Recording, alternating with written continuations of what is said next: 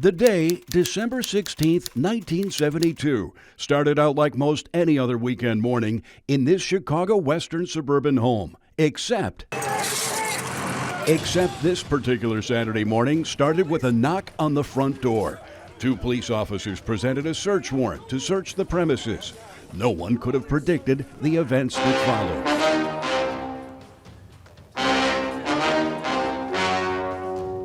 The story you are about to see is true. The names have been changed to protect the innocent.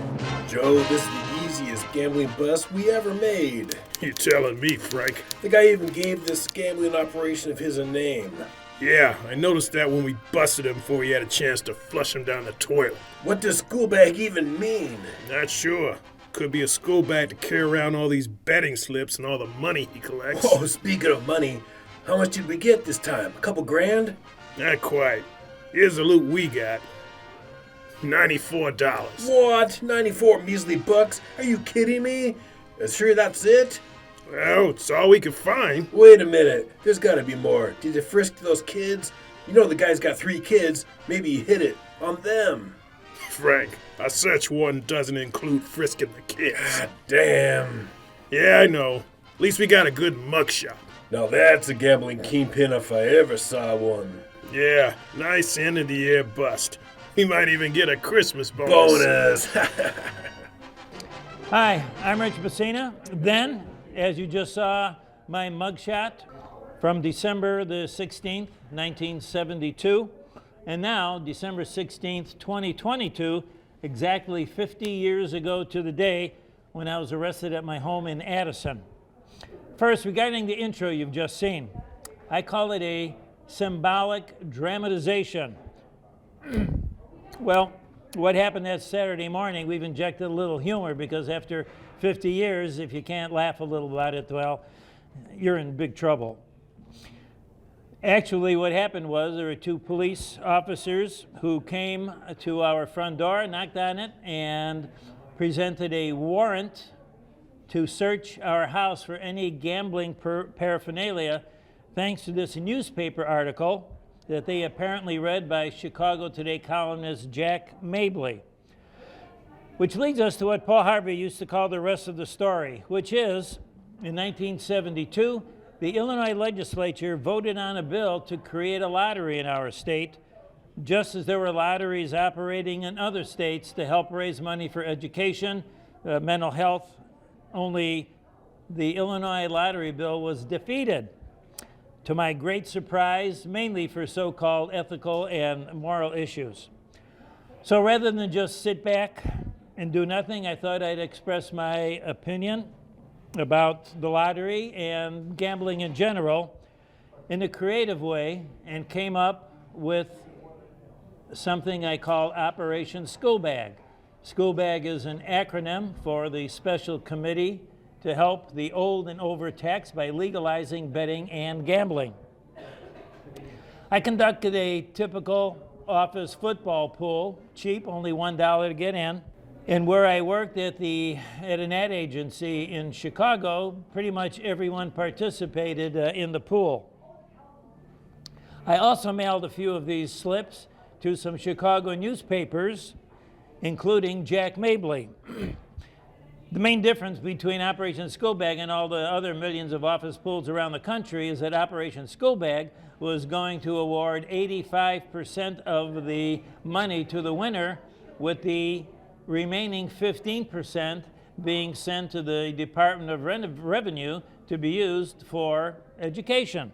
Here's the last line that Jack Mabley wrote in that article: "Rich, I think you'll get arrested." And so I was.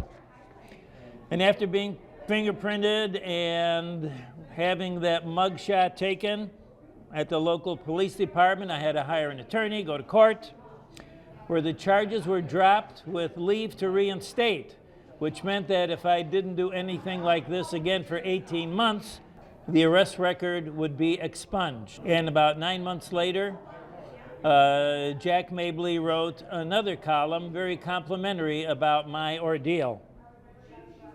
Not only that, but the next time the lottery bill came up for a vote in the fall of 1973, The Illinois legislature passed it, and now you know the rest of the story.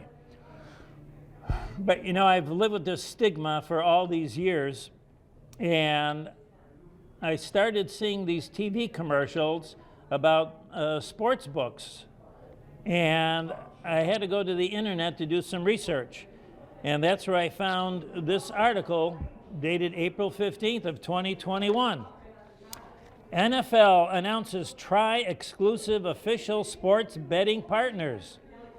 The National Football League today announced its first ever U.S. sportsbook partnerships as Caesars Entertainment, DraftKings, and FanDuel have reached agreements to become official sports betting partners of the NFL. As part of these multi-year agreements, all three partners will have the exclusive ability to leverage NFL marks within the sports betting category and activate around retail and online sports betting.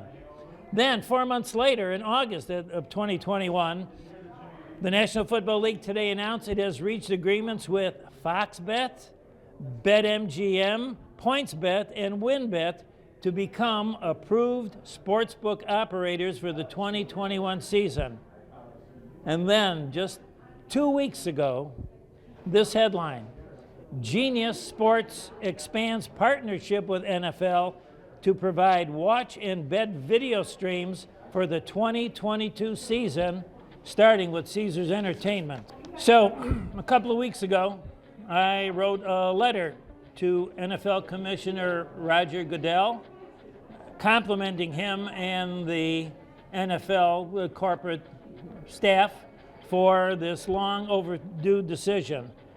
So after 50 years, I finally feel exonerated for the point that I was trying to make back in 1972 with Operation SCHOOLBAG. So I'm celebrating this December 16th, 2022 as my official exoneration day. Congratulations, Commissioner. I know you'll always protect the integrity of the game and its fans. Keep up the good work. Thank you for watching, and this being December 16th, Merry Christmas to you all.